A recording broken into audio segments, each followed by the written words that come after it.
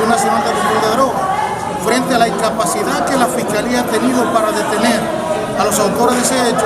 Había que buscar entonces a una tercera persona para perseguirlo por ese hecho. Yo pienso que la actuación de la Fiscalía ha sido excesiva, injusta, y la persecución no se corresponde con la realidad de los hechos. En su oportunidad es una tarea de la Dirección Nacional de Control de Drogas y de la Fiscalía perseguir a las personas que cometieron esos hechos y esclarecer las circunstancias que los hechos ocurrieron.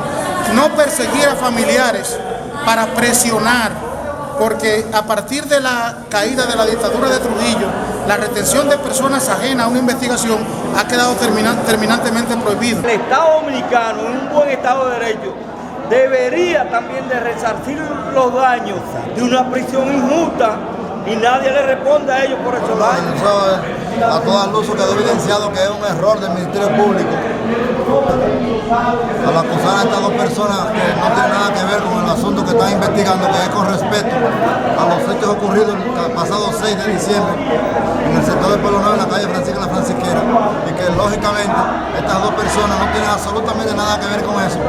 Aún así, yo entiendo de manera particular que si la fianza es modalidad de contrato, pudieran cubrirla muy bien los señores, 25.000 pesos, pero si es en efectivo la considero excesiva.